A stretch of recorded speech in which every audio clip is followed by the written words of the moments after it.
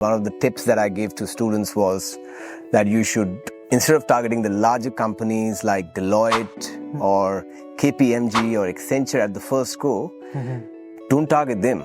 Target the startups, the smaller companies, because a lot of the times these larger companies are not willing to take you because you're not on the right visa status. You're either on a student visa or temporary visa.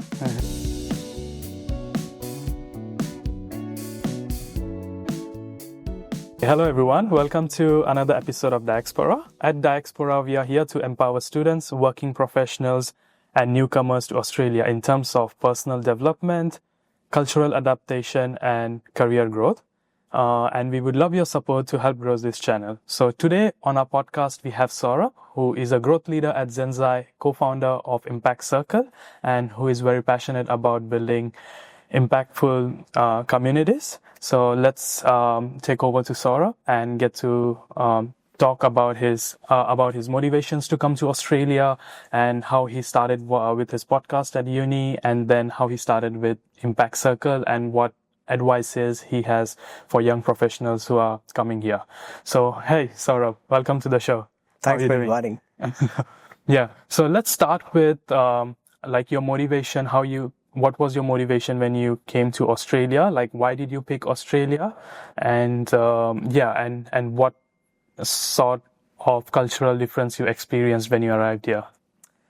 Look, I think coming to Australia was a very unique experience for me, very enriching, and equally a great learning opportunity for me to come out of my comfort zone, try something new in life. Because this was something I always wanted to try out, that I wanted to study abroad. But this was something I was planning for 3 or 4 years, even before coming to Australia. And I was just waiting for the right time to arrive. When the right time arrived, I then started researching on different universities that I wanted to study in. So I wanted to mainly do masters in international business at that time. So I started looking at colleges and universities in different countries, mostly English-speaking countries. And the reason for that was, coming from India, I thought English is a language which I feel comfortable talking to on a day-to-day basis. So the countries that I was looking at were Canada, UK, US, Australia, and I had to reject other countries due to some factors, some political, some economic, and then some consultation with my relatives, family and friends, who then told me or advised me that Australia would be one of the best options, though I got offers from some colleges in the UK, but I had to reject that. And one of the reasons was Brexit, because UK was going through this economic policy called Brexit, where they were coming out of the European Union. So there was a lot of uncertainty around that and how the economy will shape for UK. Whereas Australia had a very sound economy at that stage, and the future was looking bright for Australia as per my analysis and research. And then I got selected into few unis in Australia, including UNSW, Uni Melbourne, and then there was another one in Sydney. I completely forgot the name. I think it was either UniSyd or UTS that also offered me a course in Masters in Business. But then I had to shortlist between Sydney and Melbourne, and Sydney was one of the reasons for Sydney was just to be in the city where you have maximum opportunities for job. You can network with more people, and Sydney is one of the economic hubs around the world, and it's the economic capital of Australia. So I thought Sydney would be a good place for me to just experience the new lifestyle outside of India. But it wasn't a straightforward decision. It wasn't an easy call. I still had my doubts when I was on that plane on the first flight. Similar to you, Shubham, when you were on the first flight from Pune to Sydney, you must have had your own doubts. So I had my own doubts, because you plan a lot of things, but then certain things go your way, certain things don't. Yeah. And what year did you came to Australia?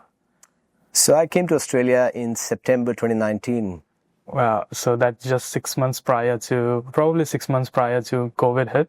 Yeah. And so did you, at that point when COVID hit, did you feel like you made the right choice or you made the wrong choice? At this point of time, I can say it was the right choice because things have settled down in my career and I've kind of moved on different phases of my career. But at that point of time when COVID actually hit the world, I had a lot of doubts in my mind regarding whether I made the right decision or not and what's going to happen when COVID gets over. But hey, we were in the right city because I was so fortunate that we were 10 minutes away from Coogee and Bondi beaches, even during lockdown, that you can just go out, relax around the beach. UNSW, I don't know if you guys have seen University of New South Wales campus. It's one of the most beautiful campuses in Sydney. Not that I'm promoting UNSW, but I feel it is one of the best campuses that I've seen in Sydney primarily because it's such a vast campus and there are so many things that you can do. You've got the libraries, you've got some places to eat, to relax. There's a quadrangle where you can just go out, chill out with your friends. So even during lockdown, I felt like it is always a welcoming place and you can always chill out with one or two friends even with those restrictions on there. So I wouldn't say it was that hard, but it was just hard in terms of the uncertainty it created for the future because we didn't know whether we'll get a job in the right sector or not. And we're on a student visa, so we don't know how we'll get the next visa or next to next visa and things like that. So I think there were doubts around those areas at that time. But once we saw that the lockdown is getting over and things are getting better in the next 1 year, 1.5 years, by the end of 2021, I felt things are shaping up to be better in Australia. And that's the time when I started applying for jobs and started doing like different things in the uni just to tap onto my network and see if I can capitalize on any opportunities for jobs or anything that I want to do after uni. Yeah. So it looks like your decision to come to Australia was supported by a lot of data analysis. It was. It was not something which came out from the heart. So it was supported by a lot of economic factors, political factors. It was. Yeah. And what's when you arrived Australia, what's the first cultural shock that you got after coming here? That's very interesting. The first cultural shock, I think the local Aussies are going to hate me after this, but the first cultural shock that I found was that when you're living together in an apartment or a neighborhood, nobody wants to talk to you. Whereas in India, I know you know that, when you're living in the same apartment building, everyone would at least say a hi or a hello to you just to talk to you or something like that. But the first thing I found, like, they were not as friendly as people are in India with strangers. I think when you get comfortable, they start talking, right? And they would definitely want to know more about you. It's got its own pros and cons. In India, you go to the next level as well, where you start asking a lot of questions in your private life, where people here are more individualistic, that they just want to care about themselves, which is good. I think it's a different culture, whereas India is a more collectivist culture and Australia is focusing on more individualism. So I think that was one of the culture shocks that I had initially. Now, people can agree with me and disagree with me on that, but I feel that was something which I found out, that Sydney is a place which might not be so comfortable for strangers. And this is something I've observed even during my walks, on my weekend walks, when I meet people and I actually talk to a person after walking for like 1 or 2 kilometers, and they will be like, I have struggled to make friends or good connections in the city. Thanks for organizing this walk. We could have so many good conversations while we were doing the walk. So I'm not sure like if it's with just Australia or if it's just with Sydney, because I've heard from a lot of people who are not from Sydney but who are from Brisbane or Melbourne, and they feel like the people in Sydney are not so friendly, as you said. They are more into their work and just so much occupied into their life that they are oblivious to what's happening in their environment, I would say. But again, like, I think it's dependent on which city in Australia we are currently living. And yeah, Sydney is a fast-paced city, so yeah, I can't blame on that. But you mentioned like you used to do weekend walks. So can you tell us more about it? So weekend walks is something which I started back in 2022, and I wanted to just meet people every week through a social activity. And I thought Sydney is home to one of the world's most beautiful coastal walks, like Coogee to Bondi, Spit to Manly, walks around the harbour. Everyone loves doing that. So why not have a meetup group where we just meet every week, talk to people, give them an opportunity to explore about themselves. And that was the name of the walking group as well, Explore More Over a Walk. And the reason I kept that name was explore more about Sydney, explore the beautiful Sydney, explore about each other while you are having the walk. So talk to each other, have good conversations. And if you're not making friends, try to make friends on that walk, and then explore about your inner self, because often I feel when you're walking in the nature, in the fresh air, with the coffee in your hand and watching the good views on the side, you often explore about your inner self as well. So it's a self-exploration exercise. It's a really good self-exploration exercise for yourself as well. So that was the whole concept. And we've been doing it now for 3 years, and I've done around 90 walks almost every week. But now we are trying to just make it more sustainable, because from a sustainability point of view, if I want to do something of my own on the side, it just takes away a lot of my time if I'm doing it every week. So instead of doing it every week, now we are switching to a monthly format under the larger Impact Circle brand that we chatted about. Yeah. Oh, nice. So is this something you started during uni or after uni? After uni. Wow, and since then you're still continuing it, so that's really great. And you also mentioned like by the end of uni you started with your podcast thing. So can you tell us more about the podcast and the idea, the motivation, and how you started with it? Yeah, again, the concept of the podcast was very simple. The name of the podcast was called Ultimate Global Podcast. I wanted to start it with one of my mentors that I found during the uni days. His name is George Mavros. And the point where we came together was we wanted to interview anyone and everyone who has got an impactful story to share, which can be a whole set of CEOs, founders, co-founders, students, university professors. We've interviewed politicians as well on the podcast. So anybody who's having a really meaningful story to share, we started inviting them. And we saw really good engagement in terms of people wanting to listen to those stories from people who are coming from different walks of life, because I feel it's a free source of education. I'm sure you must have found that while interviewing so many people, that when you interview anyone, you learn from their story and something you can apply in your own life after that. And it just becomes a free source of education for you. Right. And it also gives a different perspective about the different topics which are unaware of. So yeah, that's also a good thing of what podcasting. Yeah. And so let's move on towards your career. Like once you finished uni, how in which field you started looking for a job and how you landed your first job? So the first job that I got was in fact while I was studying at uni. So I got this job with an organization called Agencies.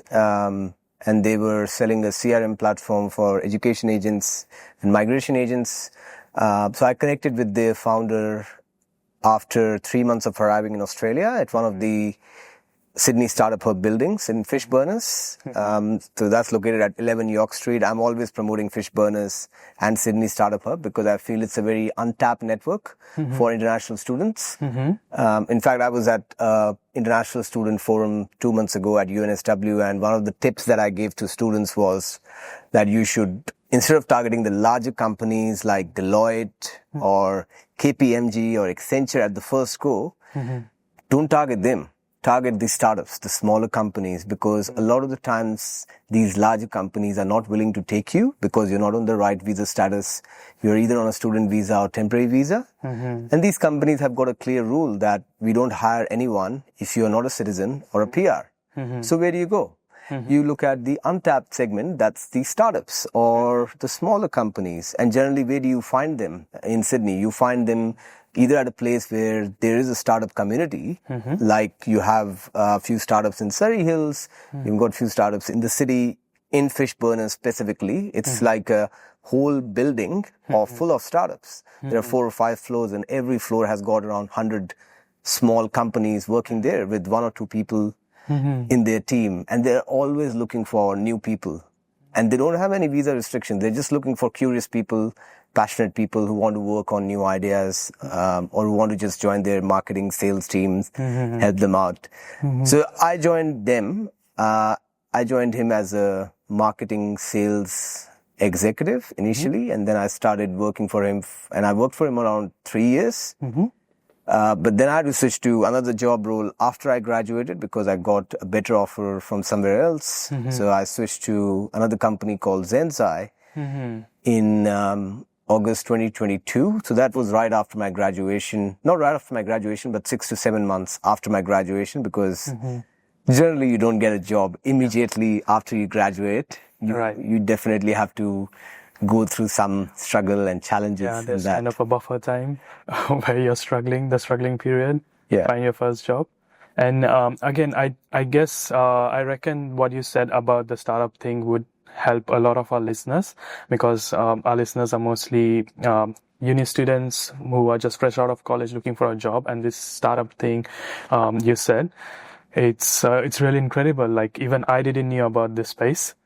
I'm kind of getting to know it from you. But do they have any kind of events where all these startups come together and kind of have a meetup so that, people could go there and just get introduced to what the startup is building and, what their product is about, and whether they are open for new hires? Do they do any such kind of events? So generally Fishburners and Sydney Startup Hub, they have got like a monthly networking night or investor night. So what happens in those investor nights is most of these startups would pitch their ideas to potential investors who want to invest money in those companies. And after every investor night, at the end of that investor night, you have got around half an hour to 45 minutes of networking time where you can grab a snack, grab a drink, and talk to people in the room. I think that's a really good space for you to go. And it's not a very expensive event. Most of the time, they would charge you like $10 or $20. And it happens usually on Friday nights. So last Friday of every month. So you can just mark it on your calendar after your uni is over on Friday. Just take out time, go to the city and go to that event and be a good listener. Ask some interesting questions during that session.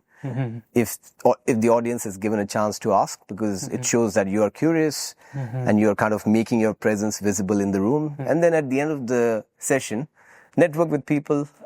You never know if you are actually doing the right introduction to the right people, and then connecting with them on LinkedIn, making a follow-up with them on LinkedIn. You might never know which opportunity might land you to which place. But you need to do the right things. I also say that if you are present at that event, that's not enough. You have to do certain right things. And by right things, I mean, you need to talk in that room. You need to make yourself visible because there are so many people in that room. How are you making yourself visible? By asking curious questions, by making sure that in that networking that's happening after the event, you're actually going to different people in the room and having a 2-minute elevator pitch ready. So ask yourself, if I'm at a networking event, what will be my 2 minutes of elevator pitch that will help me capture the attention of the other person who might be a founder, who might be a founder hiring for a job in his organization. So what can be that 2 minutes of elevator pitch that I can have, which I can use to sell? Oh, right. So you have raised a very important point over there, like having an elevated pitch, like know how to introduce yourself. So I think a lot of students, including me when I was back in uni, like we do have a lot of questions to ask, but when we are faced with such a large audience, we kind of forget, or we kind of scared to come out and ask that question in front of so many people. So what do you think? Like, if someone is going through these issues, what should they do? Like, how they should prepare themselves to open up in such a large audience, and then how to get those skills to build up that kind of not expertise, I would say, but come to that point where you would understand what they are talking about and ask questions on it, like kind of active listening. I think it just comes by practice. I was never an active listener, and I'm still improving on that. I'm not perfect in that skill. But how you can improve on that is just by attending more networking events. So when I came from India to Australia 5 or 6 years ago, one of the things that I focused on was attending more events, attending more networking events, because what it does is it helps you to build confidence to at least go to a stranger, start having a conversation, and that's a skill. It's not easy. If you're in a room of 10 or 20 people, and if I tell you that you have to go to a stranger that you have never met and start a conversation, it's the most hardest thing you can think of. But once you do it more often, you will kind of expose yourself to different questions that a stranger can ask you. You might feel embarrassed initially. I used to feel embarrassed a lot in my first few events because I was like, maybe I didn't answer in the right way, or there was something wrong in that conversation. Maybe I should have answered that in a different way. But you will only learn when you fail, or you will only grow when you are making mistakes. So I think those mistakes always help me to become better. And whenever I used to have my next conversation, I used to remember my last conversation and make sure that I can do it in a better way. So I think the more you do it and the more consistently you do it, it's going to just improve you as a person. Ah, right. That makes more sense. Like, yeah, I think the most important part about public speaking is like, you have to just practice, and you have to overcome it. Like, it's not like you read a book or someone gives you a very great advice, and right after that, you would be good at it. One of the things that I feel, Shubham, I'm sure you will agree with me on that, is when people come from a different country to Australia, they apply a lot of filters in their mind. They've already created some filters as to where I want to go, what I want to do. I don't want to do this. I want to do this. So I would say don't apply filters. Like, the first thing is just come with a clear mind where you want to actually go and attend as many events as possible. Because the more filters you apply, you're going to limit your opportunities and the places you can go and talk to people. If you are removing those filters and just going with the filter-less conversation, you're going to have a better conversation and you're going to create more opportunities for yourself. And that's what I found, like with every event I went to. Not every event gave me anything, but what it gave me was maybe confidence, building my own personal brand on the way, getting more visibility in the student space, and then getting to know different things from different people. Like if I'm going to a business school event, I might come to know something about another entrepreneurship competition happening in some other part of the uni. Or if I'm going to an entrepreneurship competition, I might come to know about something else going on in the uni. So every opportunity might kind of land you to some other opportunity in the uni that you're working on. And that's what I felt. And while going to such events and entrepreneurship events, meeting different people, networking, is that how you came up with your idea for Impact Circle? That's a good question. Well, I'm always curious to meet people who are doing something meaningful in their life and something different, which can be either creating an impact on the side, using your side hustle or passion projects, or you're doing something exciting in your life with your career, investment, fitness, anything that really drives you to live your life the way you are living it. When you meet some people, I feel sometimes they're always stressed about the things that they're doing, or they're not happy with what they're doing. Right.